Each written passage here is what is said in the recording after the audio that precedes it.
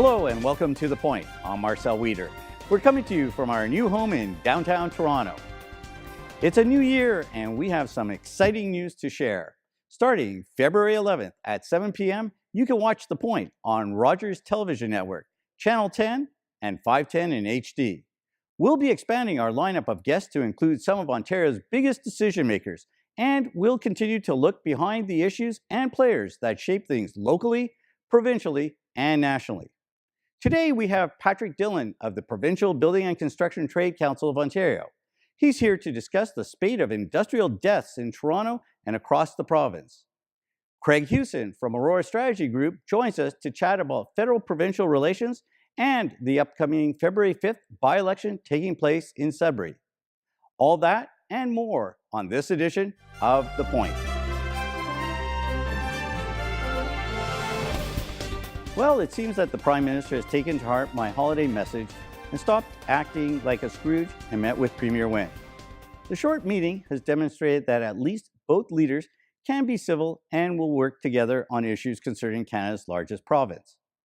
With oil revenue shrinking and economists predicting a recession in Alberta, Ontario will need to act as the economic engine for the country and pick up where other provinces are failing.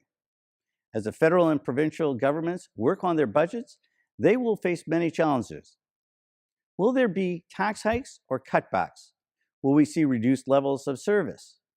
And will we put off hard decisions today and borrow against tomorrow? All of these questions will weigh heavy on the finance ministers as they search for solutions that stimulate the economy without inflicting damage. Yet one thing keeps on coming out in study after study. The gap between very rich and everyone else is growing at an alarming rate. If we are to be a truly progressive society, we will need to balance the gap between the wealthiest and the poorest in society. We are seeing that young people don't believe that they will be better off than their parents. Today's generation is the first in the modern age to have higher levels of student debt, poverty, and unemployment than the two generations before them.